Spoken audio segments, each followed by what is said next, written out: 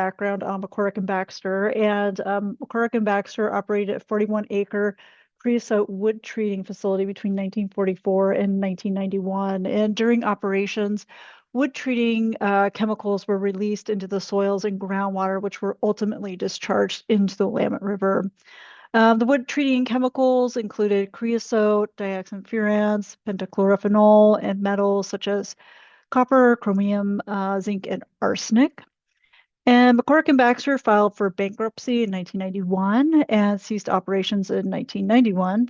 And so DEQ assumed responsibility for completing the remaining environmental investigations and cleanup activities at the site through the orphan program. Next slide, please.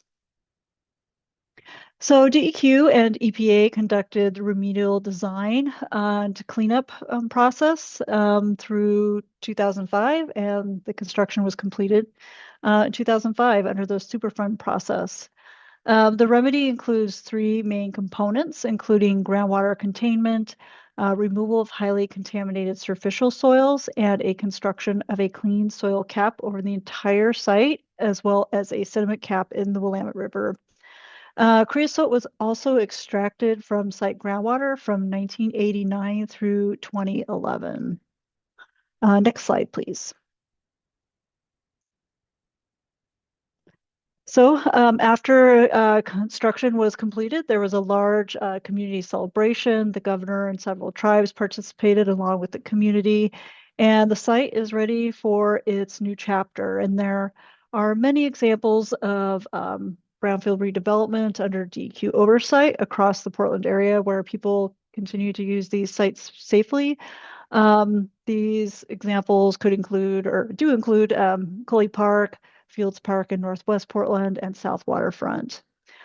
It's also important to know that after remedy completion, DEQ as a state is legally required by EPA to continue long-term operations and maintenance of the site. And so DEQ continues to perform maintenance every year at the site with quarterly inspection and a whole host of other activities, and also a comprehensive 5-year review to assess remedy protectiveness. Next slide. Thanks. All right. I'll now invite Lorenzo Danielson to talk a little bit more about his program. Thank you so much, Sarah. Thanks, Michael. Next slide, please. As a brief overview of the PPA program itself, the legislature created the PPA program in order to facilitate the cleanup and reuse of contaminated property. In a nutshell, this is accomplished by providing a liability waiver to the purchaser in exchange for the project providing a substantial public benefit. Next slide, please. This is a brief overview of where we are in the process with this particular PPA that we've received from Portland Botanical Garden.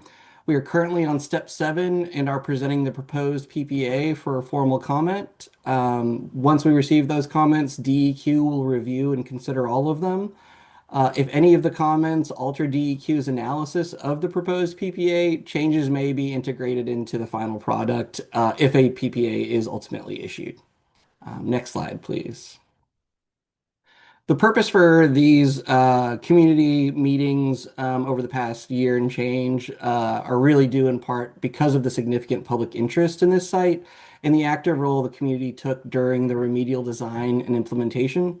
We're seeking community input on the draft proposed PPA. There will be a Q&A session followed by an opportunity to submit formal comments, as Michael mentioned earlier.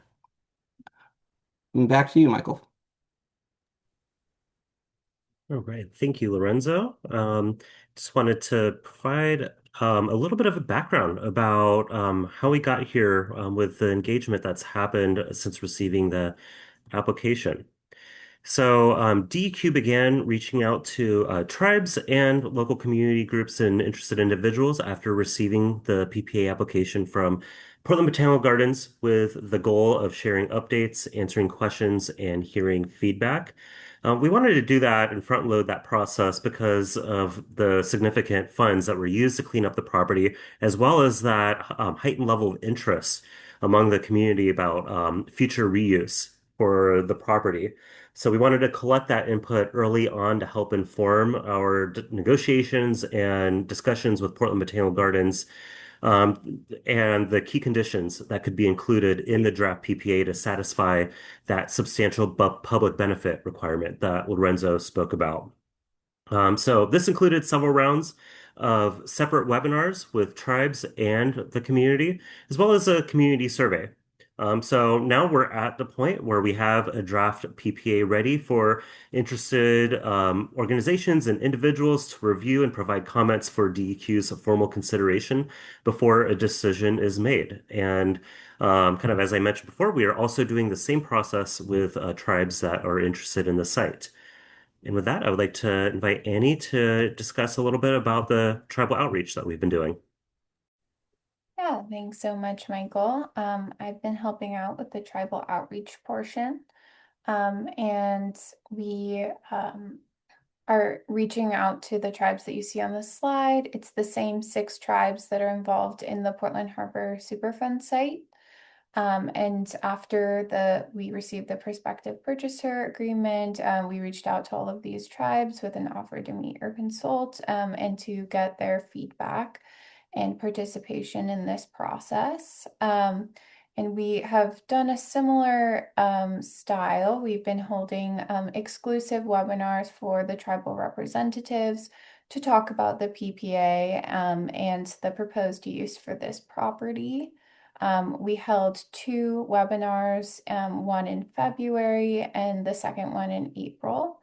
And these webinars were really well attended. The conversations were super engaging. And it was really cool to have all of the tribes together in these conversations to share ideas on these topics. And there have been several opportunities for collaboration as a result of these conversations.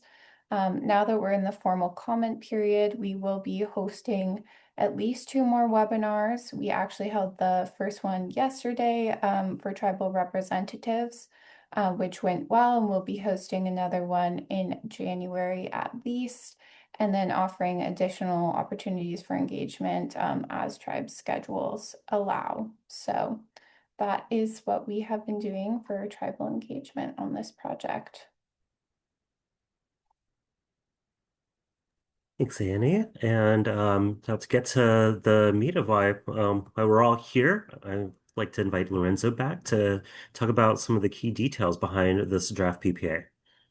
Thanks, Michael. Next slide, please.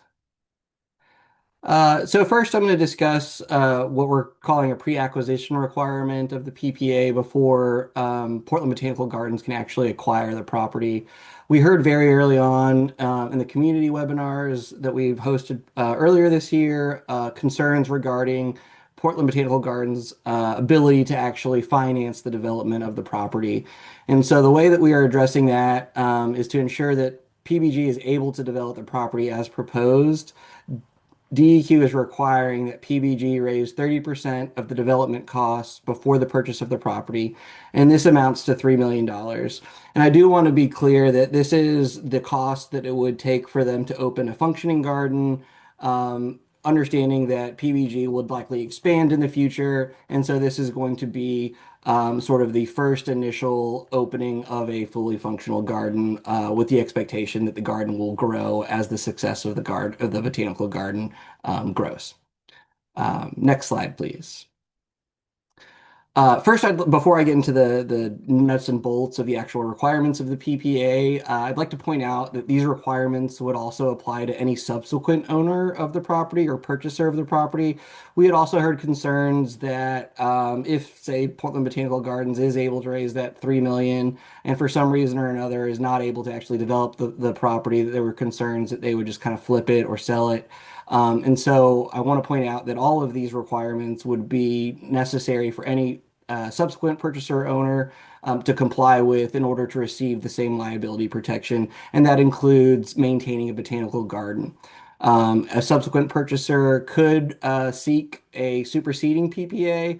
However, that would initiate the process from the beginning all over again in terms of community and tribal engagement as well as negotiations for a PPA. But to get into the nuts and bolts, Obviously, we are going to require that Portland Botanical Garden builds and maintain a botanical garden. They won't be able to purchase the property and develop it into a data storage center or a Walmart distribution center or anything like that. Additionally, they'll be required to build and maintain a section of the Willamette Greenway Trail. They will also be required to build and maintain a 10-acre green space available to the public at no charge during normal park hours. They'll also be required to maintain a 6-acre riparian forest, and they'll also be required to develop and implement a tribal engagement plan as well as a community engagement plan. Um, PBG will also be required to pay DEQ half of the fair market value of the property, and that amounts to 1.195 million. As we understand it, PBG anticipates negotiating with EPA for the remaining half of the fair market value of the property. However, DEQ is not a party to those discussions, and so we won't have much to share in regard to that particular point. Next slide, please. Additionally, PBG would be required to adhere to site development and use restrictions to ensure the cap remains protective of human health and the environment. They'd also be required to monitor and maintain the integrity of the soil layer, which is a function of the remedial infrastructure in place on the property. They would also be required to conduct quarterly monitoring and report to DEQ annually on the results of that monitoring. Additionally, they'd be required to submit 30%, 60%, and 100% design plans for DEQ's review and approval. This is so that we can ensure that any of their construction plans wouldn't pose a risk to the integrity of the remedial infrastructure on the property, including the cap. Next slide, please. Portland Botanical Gardens would be responsible for repairing any damage to the remedy, including the cap, that may occur during the construction or is caused by PBG's negligence or its agents' negligence, meaning contractors generally. Additionally, PBG will be required to require of their contractors that they maintain adequate insurance while conducting on-site work. Next slide, please. DEQ will retain some responsibilities. These are largely technical, and they fall squarely within DEQ's purview and jurisdiction, so it makes more sense for DEQ to continue. For instance, maintaining and repairing damage to the remedial infrastructure that isn't caused by PBG's negligence or its actors or its agents. And so think of that as normal wear and tear. However, the remedial infrastructure on site is developed for long-term remedial actions on the site. Additionally, DEQ will continue to complete the annual and 5-year review reports that are due and submitted to EPA. And lastly, DEQ will remove their lien on the property after the property is sold and DEQ receives its 1.195 million. And I think back to you, Michael. Thanks, Lorenzo. So as folks are likely aware, we are in our formal comment period. So this is just to reiterate how you can provide your input. So we'll accept verbal comments at the end of this meeting, but you can also submit written comments to Sarah Miller. So either by email or mail, and that formal notice with all of that information, we'll put that link in the chat as well. And just a reminder that we are accepting comments until January 30th. So even if you speak tonight and you have more you want to say, you have plenty of opportunity to provide your input. As Lorenzo mentioned earlier, we're going to consider all comments that we receive during this comment period, whether or not to issue the PPA as proposed or to modify it. And at the end of this, so anybody that participates submits a comment, we will send our decision as well as related documents about that to everybody that provides a comment, and that will include a response to comments. So that concludes DEQ's presentation, and we're now going to transition over to Portland Botanical Gardens to share their vision for the site. I do ask that folks hold your questions until after the presentation, and then we'll open the floor to do Q&A, and you can ask questions to both us or Portland Botanical Gardens.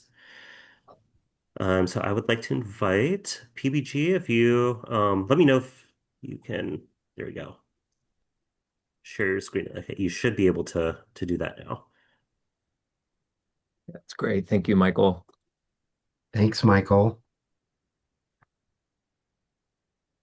Good evening, everybody. My name is Matt Taylor. I'm the executive director of the Portland Botanical Gardens, and like for the rest of our team to introduce themselves, and then we'll present. Hello, everyone. I'm Michael Geffel, Research Director at Portland Botanical Gardens. Hi, everyone. I'm Amira Thompson, consultant for Portland Botanical Gardens. Hey everyone, I'm board member, volunteer, and occasionally project director, Portland Botanical Gardens. Well, thank you, everybody, for attending tonight, and thanks, DEQ, for your presentation. We have been giving this presentation and variations of it for over a year now, and titled A Botanical Garden by the River, perhaps speaking the obvious, but celebrating the potential of these botanical gardens in this really unique location. Next slide, please.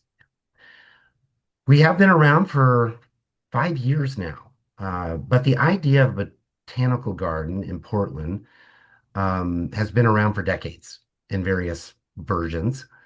But our mission is to bring plants and people together and provide an immersive space for knowledge, community, and collaboration. And as the focus for tonight, our intent is to purchase the McCormick and Baxter Superfund site. And I think you all know where it's located, but just want to emphasize that it is in an amazing stretch of the river, including the recently built Franz River campus for the University of Portland to the south, and the forthcoming Willamette Cove natural area to the north. And that hopefully will all be connected to Cathedral Park and will be almost 2 miles of protected green space along the river. So this vision, like I said, has been around for decades. And the vision, as it's kind of been honed, is really to create a research and education focused botanical garden in Portland. And with its first conservatory, Oregon's first conservatory, the state's largest collection of native plants, and its most comprehensive vocational and research program in climate resilience, plant habitats, and responsible horticulture. And we want to do all of this within the living laboratory of the McCormick and Baxter site and the gardens. Now, there are two pillars to this vision. The big one is what we're calling Traversing Oregon, and this would be collections of Northwest native plants, representing, as you know, all the major and rare and some obscure plant communities in the Northwest. And then that would be paired with what we're calling Walking the World, which are collections that represent similar plant communities around the world that can thrive or survive in our amazing but very specific Mediterranean climate that is getting drier and hotter. And we hope that can also showcase these plant adaptations and relationships. Now, the real vision is for people to be at the garden. And we see this happening on a number of levels. But first and foremost, the garden as a resource for education. We hope to see all Portland school kids coming to the garden sometime in their education. And also an opportunity for the community to continue their lifelong learning with workshops.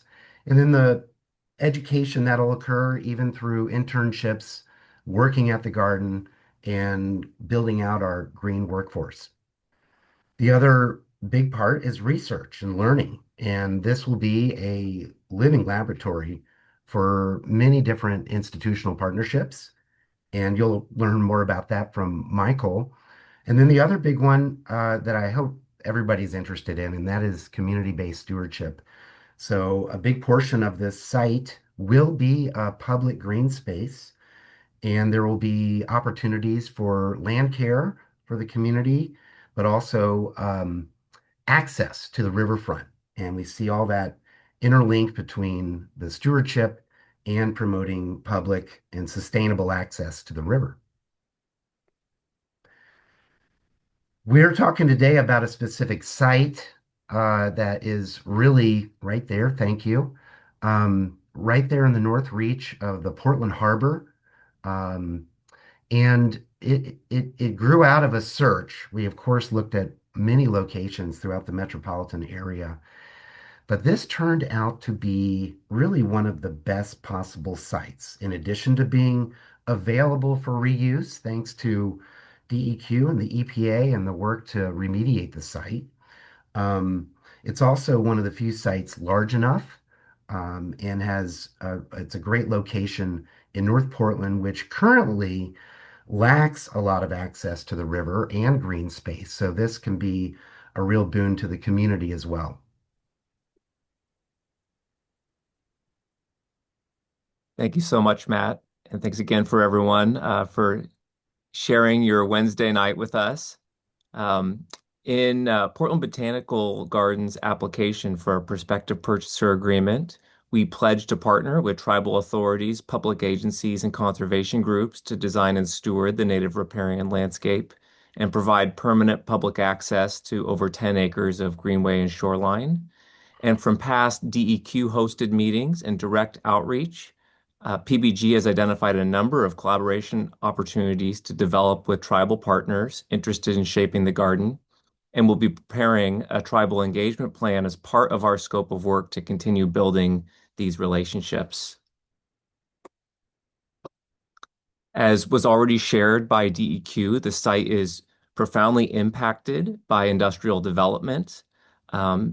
Very important for us is understanding the site conditions and how the remedy functions so that we can design and build a botanical garden responsibly. The site is primarily fill. In the early 1900s, it was primarily open water and marsh. And now a large portion of the upland area is covered by an impermeable cap. And that has also really impacted our conceptual master plan for the site. Fortunately, DEQ and the city of Portland had a very forward-thinking restoration plan for the site after remedial action, and this forms the core of our living laboratory program, excuse me. A large portion of the site is native prairie and oak savanna, critically endangered ecosystems in the Willamette Valley with less than 1% remaining compared to historical conditions. And these are the associated plants to those ecosystems that are doing the best in this relatively hot and dry site for the Portland area. This site is also an urban heat island, which is an important environmental justice concern for North Portland. And a botanical garden can significantly mitigate urban heat. But furthermore, we are excited to develop research in climate adaptive plants to support adaptation and resilience across the region. So from over really 2 years of due diligence, direct outreach, conversations, site tours, and meetings, we have taken feedback and refined our original proposal to this conceptual master plan. This was released in September following direct outreach, and I'm going to spend a little time walking through this plan so that folks understand how we have organized the site. This is site planning. There will still be a long period of engagement for us to take the vision from this scale to an actual design that can be built. But to start with, all vehicular access is coming from Van Houten, which University of Portland improved to develop their Franz River campus. And then that will lead visitors to arrival and demonstration gardens and the Welcome Center on the southeastern edge to the right of the site on this picture. Along the river is the Willamette Greenway Trail. which connects University of Portland to Willamette Cove. And the forest green on either side of that trail is this public greenway that will remain open during park access hours. It will all be unfenced, and it will also include public native plant collections and a gathering space. Within the secured collections are the two key collections that Matt was talking about, the Traversing Oregon collections, which parallel the river, and the Walking the World collections, which are further back and along the rail. The interior of the site has a great meadow and sculpture garden and an event meadow. The types of events are still to be determined with successive engagement with the local community and neighborhoods. And then finally, there's a research and education campus closest to Willamette Cove, and that's where we'll be establishing early operations and then eventually expanding our classroom and lab facilities. We've heard broad support for a public beach and pier, and this is one of the more technically challenging elements, but we see this as the best location for that element at this point and hope to continue building relationships and work with different stakeholders to realize that. So growing a garden will take long, and we've organized this around 3 general phases. The first is when we take over operations and begin early activation should a prospective purchaser agreement be issued. At this stage, we're looking at increasing our tours, our programming, and our events, and then following with some early habitat restoration and plantings. The second phase we're calling the foundational garden, and this is the design and grows out of design and engagement through the first phase to lead to a garden which you would recognize, that you would arrive at and be able to enter and visit all the core collections. And then phase 3 is really open-ended. Botanical gardens have a 100-year horizon, and we hope to construct many of the elements in the conceptual master plan in the short term. However, some of these may take a longer period of time. But at this phase, the garden is here to welcome visitors from around the globe and showcase the Northwest botanical splendor. So some of the things we've identified are already possible for the first phase. A collaborative greenway planning effort for the public greenway, community-based restoration plots, effectively community gardens for native plants to help establish a culture of care along that riverfront and allow for more engagement and participatory design with interested parties. And then a native plant nursery that begins by propagating the surviving plants from this site to enhance McCormick and Baxter and Portland Botanical Gardens, but also make the genetic stock available to Portland Harbor restoration growers for future restoration efforts. And next, I'll turn it over to Amira to talk about some of our engagement to date. Thank you, Michael. So as Michael was saying, we are in these different phases of planning, but there's sort of a pre-phase to all that, or phase 0, where PBG has been building up relationships over the past 2 years and making sure that this is going to be a good community asset for all of you that are in the room today and our neighbors. So since Earth Day, the Portland Botanical Gardens has been meeting with hundreds of interested stakeholders and has provided over 30 tours, I think, at this point, to volunteers, donors, and community members. We've also looked at the process of Metro's engagement process with Willamette Cove and also working with Portland Harbor Collaborative Group's public meetings.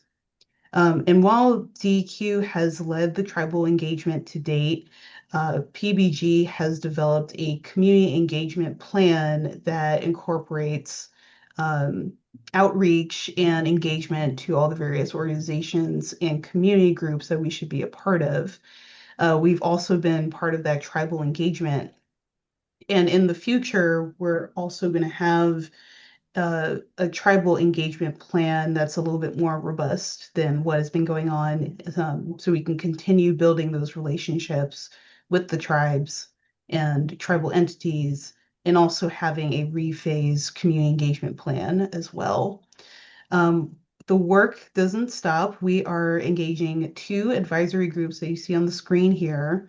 One is the Community and Economy Advisory Group, which is helping us develop a structure for partnerships that will be around workforce training and educational programming. And then the other group, the Technical Advisory Committee, is really a mix of expert consultants and immediate neighbors that are helping us with the site development planning, permitting, and schedule of the project. What we've heard so far is a culmination of different aspects. The greenway restoration, employment, accessibility, and transportation have gone to the top of different topics that we've heard in our engagement processes. So the greenway restoration aspects, there is enthusiasm for tribal participation, as well as prioritizing greenway improvements for the design of the project, especially when it comes to access of the shoreline.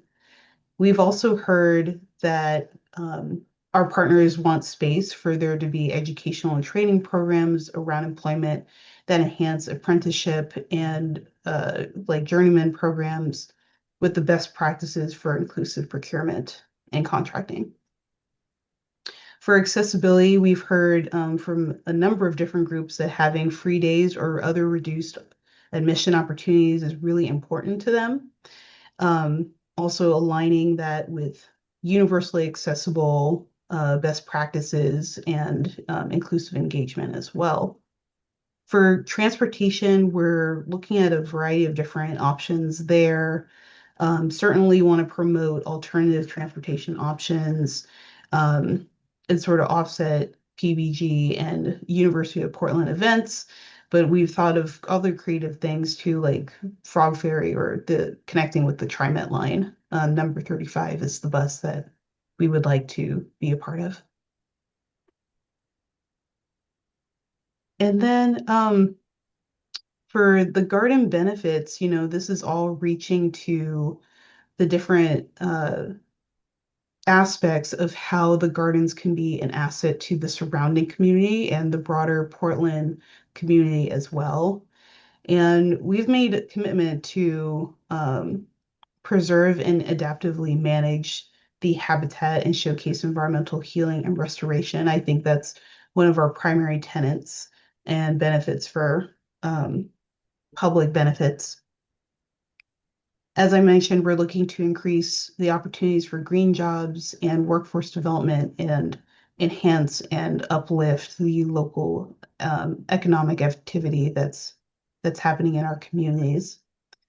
And then another major tenet is providing the environmental and educational research aspects of the site and allowing it to be an educational space, as well as partnering with organizations that can help leverage and uplift those benefits to future generations.